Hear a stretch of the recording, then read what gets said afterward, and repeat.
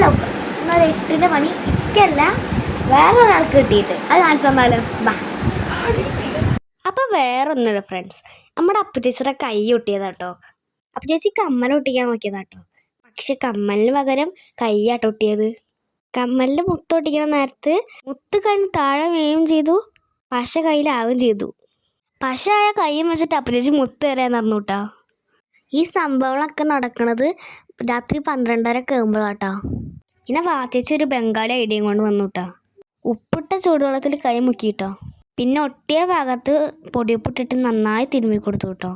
ആദ്യമൊന്നും പശ കയ്യിൽ നിന്ന് വിടണേ ഉണ്ടായിരുന്നില്ല കേട്ടോ. ശരിക്കും പറഞ്ഞാൽ ഞങ്ങൾക്കൊന്ന് പേടിയാവാൻ തുടങ്ങി. അത് ഞങ്ങൾ കുറേ നേരം ഉപ്പിട്ടിട്ട് തിരുമ്പി കൊടുത്തു കേട്ടോ. കാരണം ഫ്ലക്സ് ഒട്ടിക്കുന്ന പശ ഇട്ടായത്, അപ്പം അത് കുറച്ച് സ്ട്രോങ് ആണല്ലോ. ലാസ്റ്റ് ഞങ്ങൾ കത്തിയോണ്ട് മുറിക്കേണ്ടി വരുമോ എന്ന് വരെ വിചാരിച്ചു കേട്ടോ. എന്തായാലും കുറേ പരിശ്രമത്തിന് ശേഷം ചേച്ചിയുടെ കൈ റെഡി ആയിട്ടോ. എന്തായാലും വാച്ചിച്ചിറ ബംഗാളി ഐഡിയ അടിപൊളിയായിട്ടോ. അപ്പോൾ പുതിയൊരു മണ്ടത്തരായിട്ട് വീണ്ടും വരാട്ടോ.